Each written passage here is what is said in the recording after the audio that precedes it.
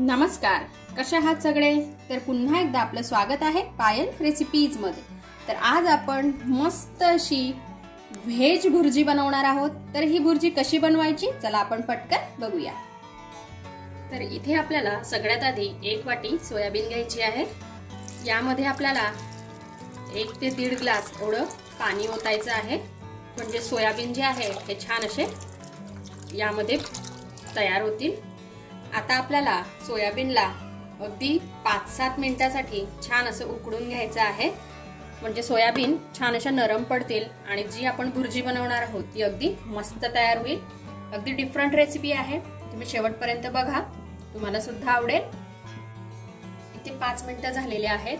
High flame वरती हे मी छान असे उकडून घेतलेले आहेत। इथे सोयाबीन जे आहेत हे छान असे नरम पडलेले आहेत, बघा छान असे दाबले जात आहेत। आता आपण गॅस बंद करूया आणि यातलं सगळं पाणी काढून घेऊया।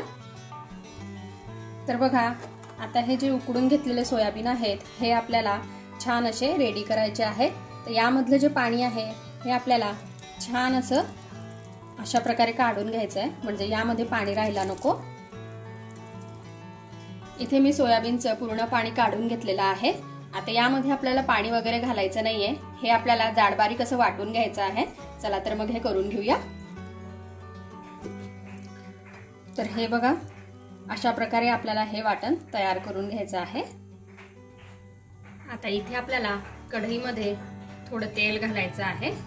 भुर्जीसाठी थोडं तेल जास्तीचं आपल्याला घालायचं आहे। इथे मी 2 पडी तेल घातलेलं आहे। आता आपल्याला तेलामध्ये थोडी मोहरी घालायची आहे, त्याचबरोबर थोडं जिरं घालायचंय, थोडा यामध्ये लसूण आपल्याला घालायचा आहे, बारीक मी कट करून घेतलेला आहे। एक कांदा इथे बारीक कट केलेला आहे मी, तो घालायचा आहे।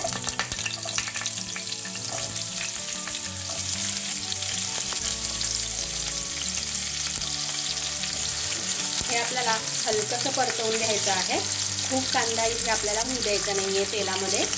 आणि आजची जी आपली भुर्जी आहे ही नॉनव्हेज न खाणाऱ्यांसाठी अगदी अप्रतिम अशी रेसिपी आहे। जे अंडी सुद्धा खात नाही त्यांच्यासाठी ही अगदी योग्य रेसिपी आहे। त्यासाठी शेवटपर्यंत तुम्ही व्हिडिओ बघा आणि आवडली रेसिपी तर लाईक करा, शेअर करा आणि सबस्क्राईब करायला मात्र विसरू नका। अशा छान छान आणि वेगवेगळ्या रेसिपीज बघण्यासाठी इथे मी थोडी आता हिरवी मिरची घेतलेली आहे, जवळपास 3 हिरव्या मिरच्या मी बारीक कट केलेल्या आहेत। अशा प्रकारे आपल्याला परतवून घ्यायचे आहेत यांना। कांदा आणि मिरची हलकीशी परतवून झाल्यानंतर लगेचच आपल्याला यामध्ये घालायचं आहे टोमॅटो। इथे मी 1 टोमॅटो घेतलेला आहे बारीक केलेला। आता आपल्याला गॅसची जी फ्लेम आहे ही लो करायची आहे आणि लो फ्लेम वरती अर्धा चमचा हळद, 1 चमचा लाल तिखट, अगदी थोडासा गरम मसाला आणि चवीनुसार मीठ आपल्याला यामध्ये घालायचं आहे आणि हे छान असं मिक्स करून घ्यायचं आहे। इथे आता मसाले छान असे मिक्स करून झाल्यानंतर यावर आपल्याला झाकण ठेवायचं आहे आणि अगदी थोड्या वेळासाठी याला वाफ काढून घ्यायचे, म्हणजे सर्व जे इन्ग्रेडियंट आहेत आपले हे एकजीव होतील। इथे आता आपल्याला हे चेक करून घ्यायचं आहे, बघा सर्व जे इन्ग्रेडियंट आहेत हे छान असे एकजीव झालेले आहेत। हे थोडेसे आपण स्मॅश करून घेऊ। आता आपल्याला यामध्ये बारीक केलेली जी सोयाबीन आहे ती घालायची आहे। आता आपल्याला हे छान असं मिक्स करून घ्यायचं आहे। तर हे बघा, अशा प्रकारे आपल्याला हे छान असं मिक्स करून घ्यायचं आहे।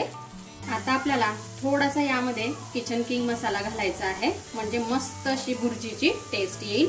एक वेळेस छान असं मिक्स करून घेऊ आपण। बघा किती मस्त आणि सुटसुटीत इथे आपली भुर्जी तयार होते। तर बघा, इथे आपली मस्त अशी सोयाबीनची जी भुर्जी आहे ही खाण्यासाठी रेडी झालेली आहे। आणि तुम्हाला जर का अशा छान छान रेसिपीज बघायच्या असतील तर मी आय बटनवर देईल, तिथे जाऊन तुम्ही नक्की बघा। तर बघा, इथे आपली मस्त अशी सोयाबीनची जी भुर्जी आहे ही खाण्यासाठी रेडी झालेली आहे। तर हिला तुम्ही नक्की घरी बनवून बघा आणि कशी वाटली आजची रेसिपी ते मला कमेंटमध्ये कळवा।